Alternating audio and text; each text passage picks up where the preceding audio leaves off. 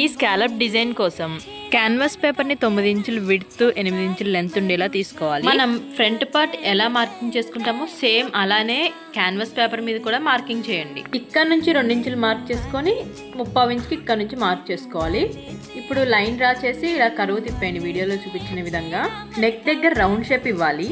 ఎక్కడైతే నెక్ అనేది రౌండ్ తిరిగిందో అక్కడ నుంచి స్కాలప్ డిజైన్ అనేది ఇవ్వాలండి. అక్కడ నుంచి ఒక 1/2 ఇంచ్కి మార్క్ చేయండి. ఇప్పుడు 1.5 ఇంచు ఉండే ఒక మూతను తీసుకొని ఇలా కట్ వర్క్ డిజైన్ అయితే డ్రా చేయాలండి. వేరే ప్రాసెస్ లో కూడా కట్ చేయొచ్చు ఫ్రెండ్స్, కాకపోతే ఇలా అర్థమవుతుందని చెప్పేసి నేను ఇలా చూపిస్తున్నాను. ఇప్పుడు జరగకుండా ఉండడం కోసం పిన్స్ పెట్టి కట్ చేయాలి. ఫ్రెండ్స్, ఈ డిజైన్ వచ్చేసి లాంగ్ అంబ్రెల్లా ఫ్రాక్ అండి. దీని యొక్క స్టిచ్చింగ్ వీడియో కావాలంటే నేమ్ కింద ఉన్న ప్లే బటన్ ని క్లిక్ చేయండి. ఇప్పుడు కట్ చేసిన స్కాలప్ డిజైన్ అయితే లైనింగ్ క్లాత్ మీద పెట్టేసి ఐరన్ చేస్తే స్టిక్ అయిపోతుందండి. ఇప్పుడు మెయిన్ ఫ్యాబ్రిక్ మీద పెట్టి కట్ చేయాలి. కటింగ్ వీడియో కావాలంటే నా ఛానల్లో ఉంది.